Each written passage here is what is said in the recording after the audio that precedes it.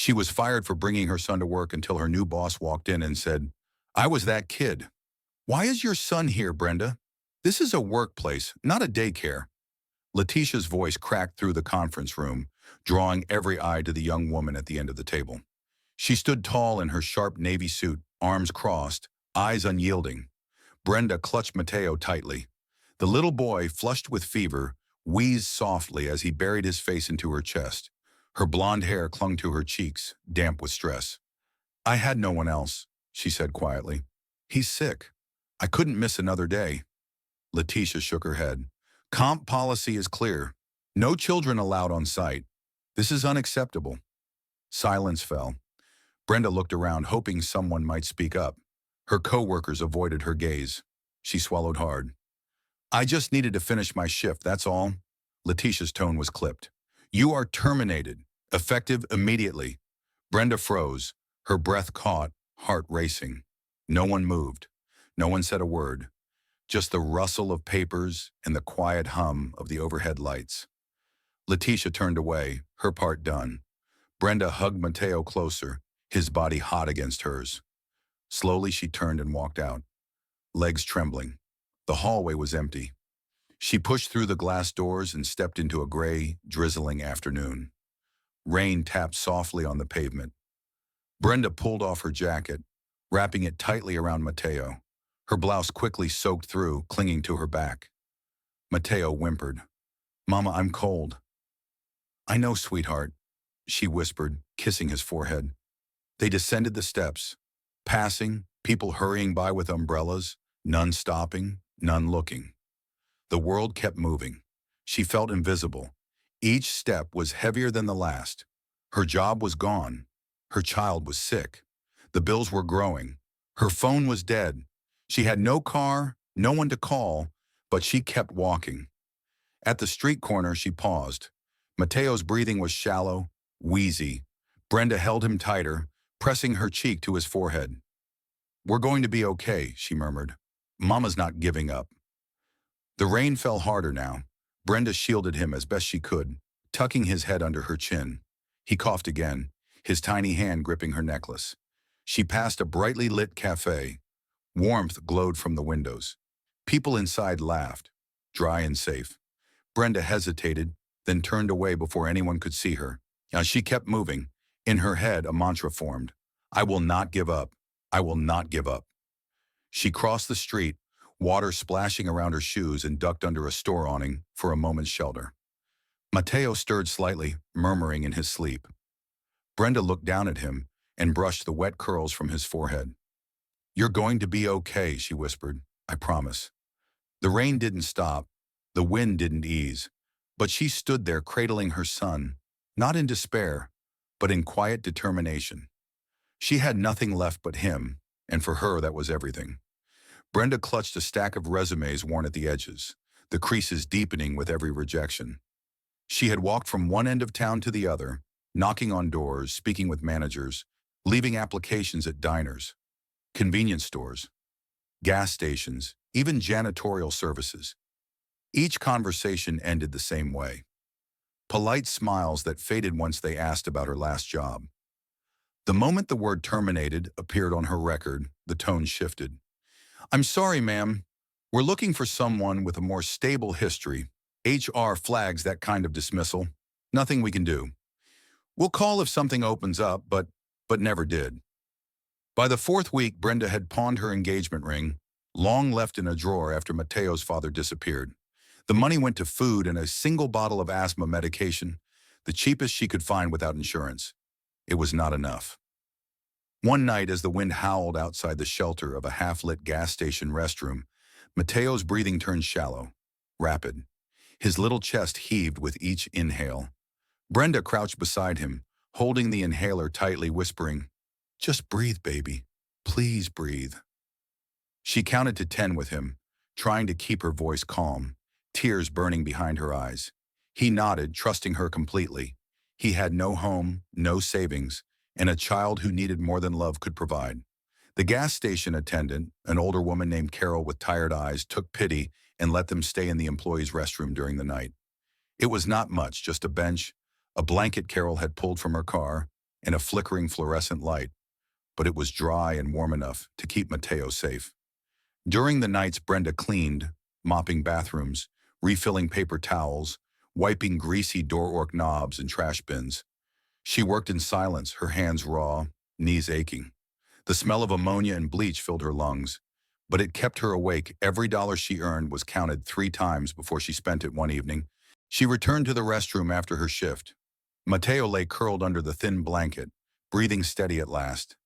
His face was peaceful in sleep, cheeks slightly pink from fever. Brenda sat beside him, smoothing back his hair.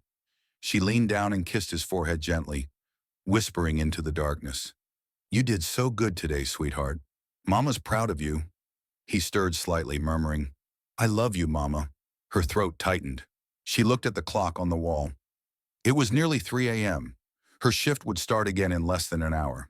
She could barely feel her legs and her arms trembled from exhaustion. Brenda pulled the blanket tighter around him and tucked the inhaler close to his chest.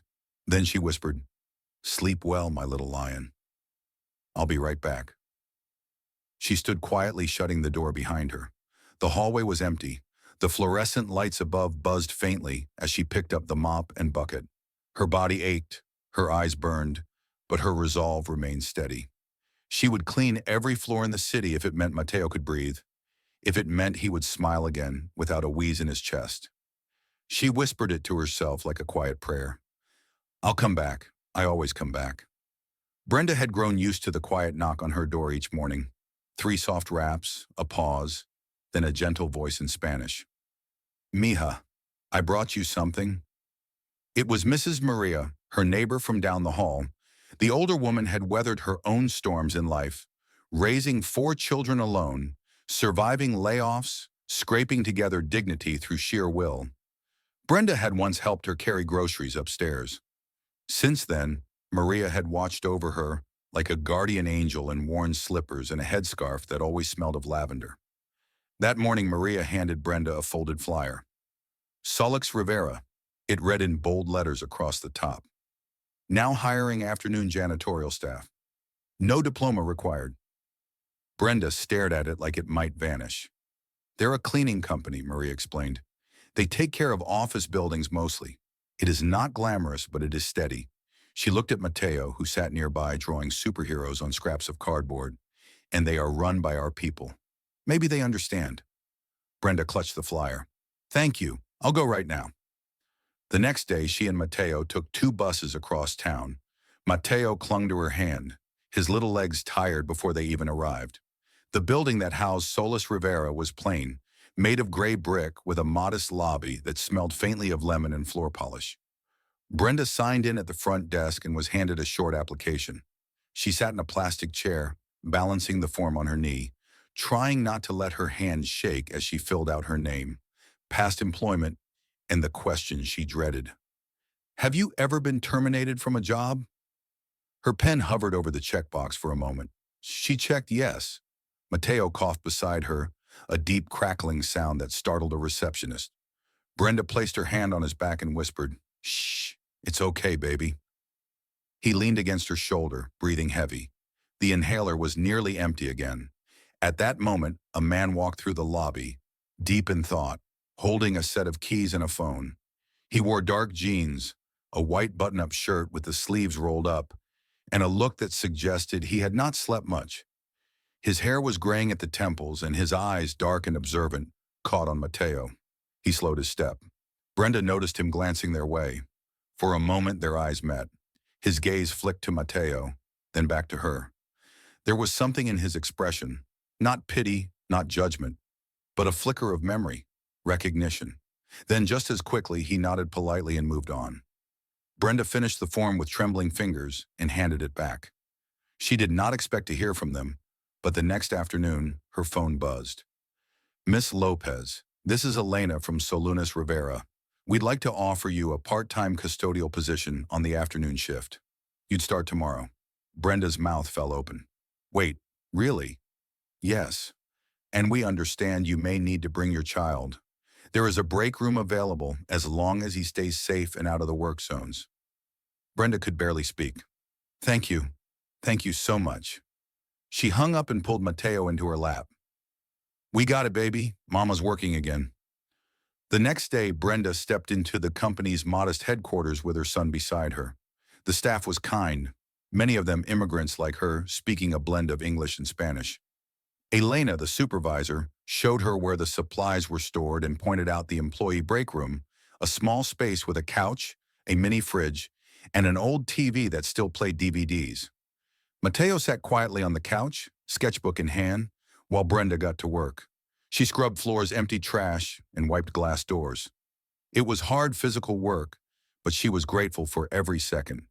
At one point during her shift, Brenda glanced through the glass window into the hallway and saw the man from the lobby again, Bruce Rivera. He paused briefly when he saw her working, then gave a small nod, one of acknowledgement rather than superiority. She nodded back, unsure of who he truly was. But in that moment, she felt something shift. A door had opened, and this time she was walking through it. Every afternoon, Brenda slipped on her gloves and got to work. She scrubbed restroom sinks until they shone, mopped scuffed tile floors, and wiped smudges off glass doors until her reflection stared back clearly. She did not complain. She did not pause.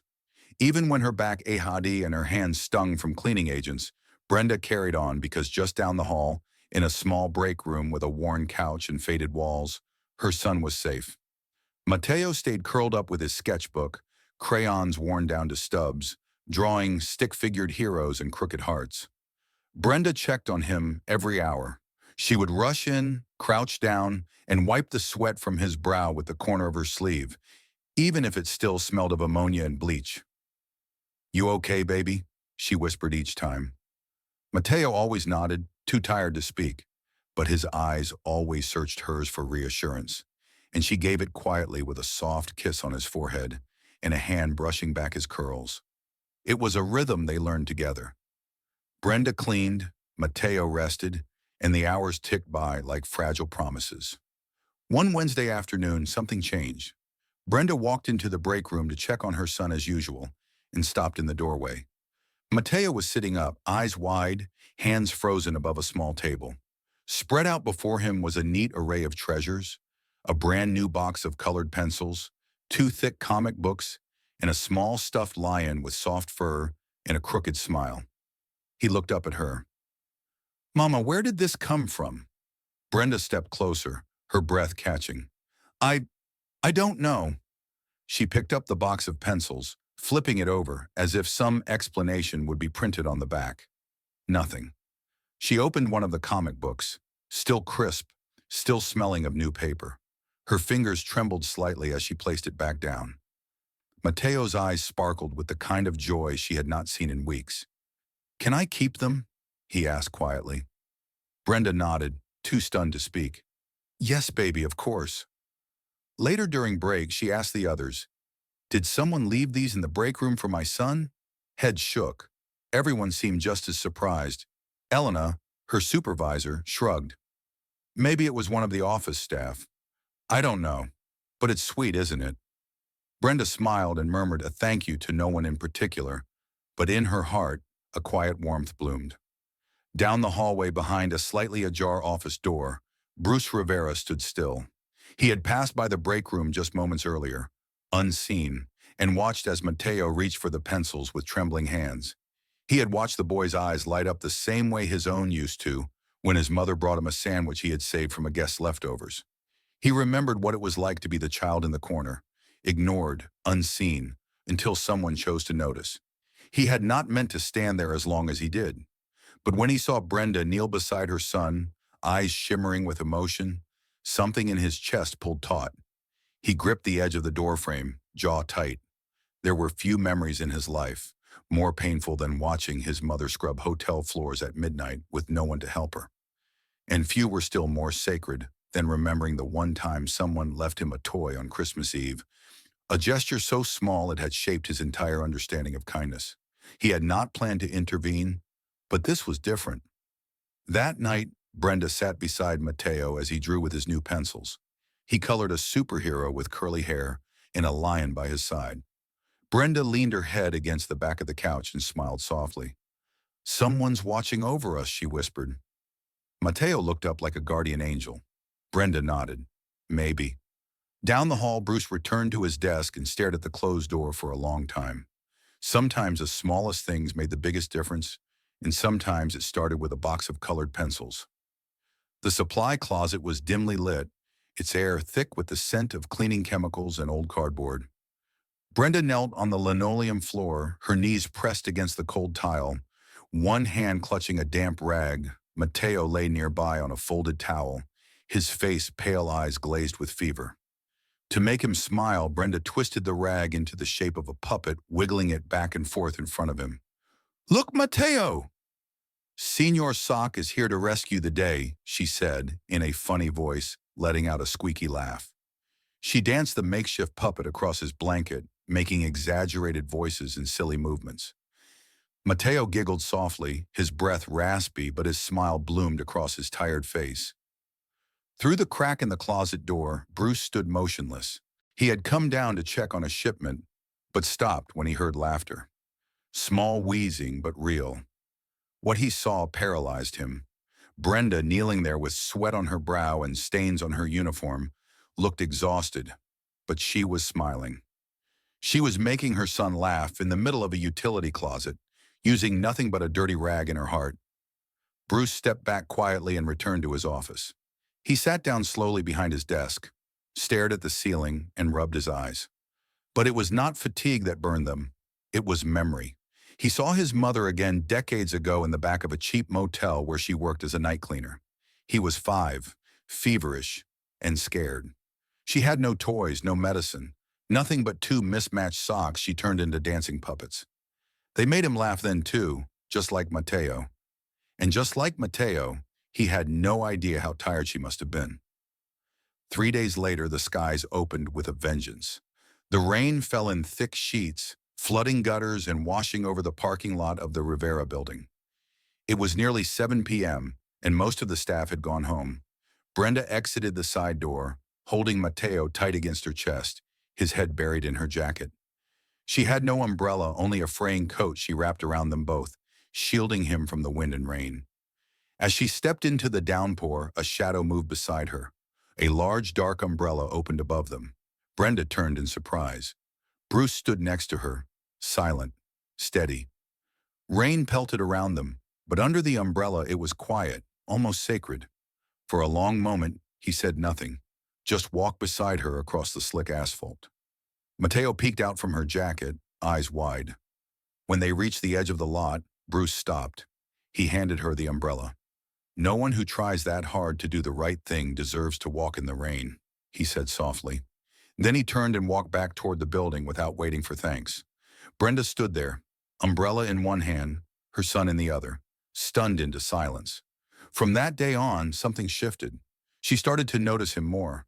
How he always arrived early, how he asked employees about their families, how he lingered for a moment outside the break room as if checking that Mateo was okay. He never asked for recognition. In fact, he seemed uncomfortable with it. Brenda began to understand him in ways she could not explain. A week later, Mateo entered the main office with a folded piece of paper. Brenda had asked him to wait in the break room, but he had wandered off with quiet determination. Bruce was at his desk reviewing invoices when the boy appeared. "This is for you," Mateo said, holding out the paper. Bruce took it and unfolded it carefully. It was a drawing. A tall man with an umbrella stood over a woman and child in the rain. A smile stretched across the child's face. Above it, Mateo had written in block letters, "Thank you, Mr. Bruce. You're like a quiet superhero." Bruce's throat tightened.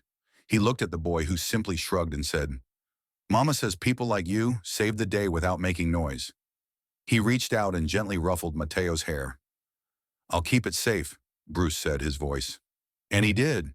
He taped it to the inside of his office cabinet. That night, he placed a small labeled inhaler inside Brenda's locker. There was a note for the breaths that matter most. He also called Elena, the supervisor, and arranged to cover the cost of Brenda and Mateo's lunch for the rest of the month, anonymously. Of course, he was not trying to be a hero. He was just trying to repay a kindness once given to him long ago by a woman who had nothing but never let him feel it, just like Brenda. It was a quiet Tuesday afternoon when Bruce walked into the break room holding a small paper bag. I thought Mateo might like these, he said, placing the bag gently on the table. Brenda looked up from where she was wiping down the counter. More cookies? She asked with a playful smile. Brusha said he likes the ones with the chocolate chips and caramel. I figured I'd try to get it right this time. Mateo peeked into the bag and lit up. Mama, they're still warm. Brenda watched as Bruce sat beside her son and listened to him chatter about his drawings, his favorite superhero powers, and the comic book he was trying to write. Bruce smiled, nodded, even laughed when Mateo said he wanted to be a super cleaner like his mom. When Mateo ran off to the corner to draw, Brenda found herself watching Bruce more closely. I've always wondered, she said softly, why do you care so much about us? Bruce looked at her, the amusement in his eyes fading just a little. His smile thinned. He was quiet for a moment before replying. Because I was Mateo, he said. And my mom, she was a Brenda Strong, stubborn, tired all the time, but she never gave up. Brenda blinked, surprised by the honesty, the weight behind his words. He continued, eyes distant. She used to sneak me into hotel closets while she cleaned night shifts. I remember sleeping on towels, hearing her hum lullabies while she scrubbed floors. Brenda didn't speak. For the first time, she saw Bruce not just as the man who quietly helped them, but as someone shaped by the same kind of pain, someone who had learned empathy through survival. In that moment, the air between them shifted. The boundaries blurred. A few days later, the company held its annual anniversary celebration. Folding chairs lined the warehouse floor. A small stage at the front decorated with balloons in Rivera blue and white. Employees gathered, laughing, eating cake, chatting in English and Spanish. Brenda stood in the back wearing her cleanest uniform, Mateo beside her, and a slightly too big button-up shirt that Maria had ironed for the occasion. When Bruce stepped onto the stage, the room quieted. Thank you all for being here, he began. Solutions, Rio was built by people who understand struggle, who know what it means to work hard with little and to dream despite it. He looked out over the crowd. His gaze landed on Brenda. I want to tell you a story, he said. When I was a child, my mother was a janitor. She worked nights scrubbing floors in silence, hiding me in utility closets because we could not afford childcare. She never complained, never asked for help, and no one ever offered it. The room was still, the air thick with emotion. A few weeks ago, I saw a young mother doing the same thing, Bruce continued, tired, overworked, and loving her son with every breath she had left. I saw her, and I remembered. He paused, swallowing hard. I am proud to work alongside someone like Brenda Lopez. Her strength, her grace, her commitment. She is everything this company stands for. There was a beat of stunned silence before the applause erupted, loud, lasting. And so, Bruce added, raising his voice just slightly, it is my honor to officially promote Brenda to supervising custodian, effective immediately. Brenda's mouth opened slightly, her breath catching, and he said, turning toward Mateo, Salunas Rivero will be providing a full education scholarship for Mateo Lopez through high school and into college if he chooses, because no child should carry the weight of their parents' struggle alone. The crowd was on their feet, clapping, some wiping away tears. Brenda's legs threatened to give way beneath her. She felt Mateo's hand slip into hers. She wasn't crying for the promotion or the scholarship or even the recognition. She was crying because for the first time in a long, long time, she did not feel alone. Bruce stepped off the stage and walked straight toward her. He did not say anything, just looked at her, eyes soft, a quiet question in his expression. She nodded, unable to speak, and he smiled. Because sometimes the loudest words are the ones left unspoken, and sometimes the most powerful victories come not from climbing, but from holding someone else steady until they can stand on their own. Brenda adjusted the collar of her crisp white shirt, checking the name tag pinned just above her heart. It read, Brenda Lopez, Supervisor. The first time she saw it, she nearly cried. Now she wore it with quiet pride. Her morning started earlier, her voice firmer when she greeted the cleaning teams, her steps more confident as she walked the halls.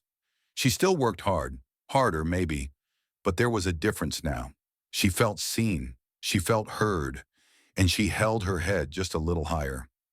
Mateo's life changed too. His new school had a real library, one with beanbags and shelves full of superhero books. The teachers knew his name by the second day. They greeted him at the door, asked about his drawings, encouraged his stories. He started smiling more, laughing louder, breathing easier. Some days Brenda would find Bruce in the break room after his meetings, sitting across from Mateo at the little table, a chessboard between them.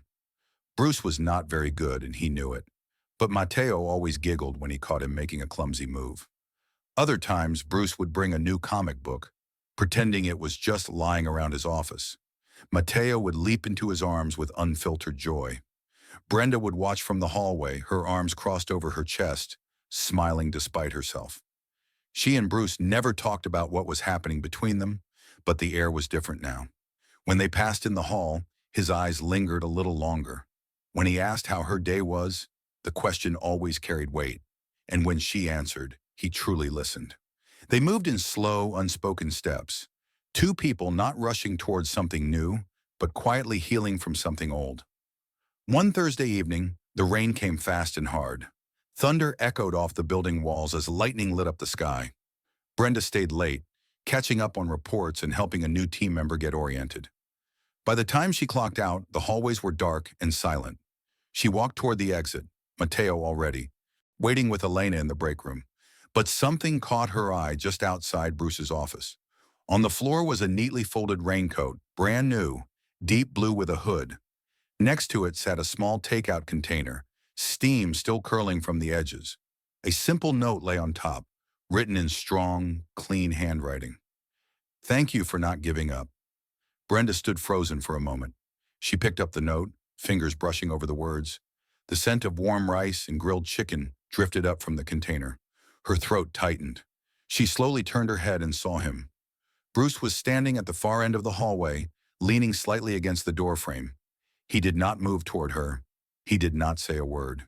He simply nodded once, a soft smile tugging at his lips. And in that single look, Brenda felt everything. Gratitude. Yes, but also admiration, care, something more than kindness. She clutched the raincoat to her chest. In that silent, rain-soaked moment, she knew what they had was no longer just about a second chance. It was the start of something neither of them had dared to believe in again. Something that began not with fireworks, but with small, steady gestures, and a note that said more than any grand speech ever could. The rooftop was quiet. High above the city's gentle Sunday hum, the late afternoon sun spilled across the concrete in golden streaks. A soft breeze stirred the corners of Brenda's blouse as she stepped out onto the terrace, the door clicking shut behind her. She squinted slightly against the light, and there he was. Bruce stood near the edge, hands in his pockets, gaze cast over the horizon. The setting sun painted the sky in shades of orange and pink, like the world had decided to slow down just for them. She walked toward him, her footsteps light but steady. "You said it was important," she said softly. He turned, that familiar smile tugging at his lips, the one that always felt like a secret between them. "It is," he replied. For a moment, they simply stood there, two people shaped by storms, now meeting in the calm. Bruce reached into his jacket pocket and pulled out a small box. No velvet, no ceremony, just simplicity. He opened it and revealed a silver bracelet, thin, elegant, understated. On the inside, one word was engraved in small, clear letters. "Always." "I am not proposing," he said gently, eyes never leaving hers. "I do not have a speech or a plan or anything fancy to offer." He stepped closer. "I just want to say this." He held out the bracelet, his voice quiet but unwavering. "I cannot promise forever. I cannot promise easy, but I can promise this. I will always be someone you and Mateo can lean on, whenever you need me, however you need me, even if it's just to sit beside you and listen." Brenda looked down at the bracelet in his hand, then up at the man offering it. Not a knight, not a savior, but something more rare, someone real. She did not speak right away. Instead, she reached out, took the bracelet, and held it gently. Then with the faintest smile, she looked back at Bruce and stepped forward. Her arms wrapped around him, firm and certain. Not because she needed rescuing, but because someone finally stood beside her and saw her not as a burden, not as a symbol, but as a person worth choosing. She rested her head against his chest. "Thank you," she whispered. Bruce closed his eyes and held her close, the city stretching below, the sky turning softer with each passing second. A sudden shout broke the stillness. "Mama!" Mateo came bounding onto the rooftop, cheeks pink from running, hair chilled by the wind. He skidded to a stop when he saw them embracing, and his face broke into a grin. "You're smiling, Mama?" he said breathlessly, eyes wide. "You look like a superhero now," Brenda laughed, a clear, bright sound that echoed gently in the quiet air. She opened one arm and Mateo ran into it without hesitation. Bruce knelt beside them, pulling the boy into the circle of warmth. The three of them huddled together, the sunset draping its golden light over their shoulders like a soft blanket. No wedding, no grand declaration, just the kind of love that grows quietly like a seed planted in the dark and watered with hope. They stood there for a long while watching the world below. They did not need to say anything else because sometimes family is not defined by blood or vows. Sometimes it is simply the people who stay, who see the worst parts of you and choose to stay anyway. And in the glow of that fading sun, with a bracelet that said always, a boy who finally felt safe and two hearts finally steady, Brenda realized something: she did not need a perfect ending. She just needed this moment, and it was more than enough. If this story touched your heart, reminded you of the quiet strength in love, or simply made you believe in kindness again, we hope you'll carry its message with you. Because sometimes the most powerful stories are not the loudest.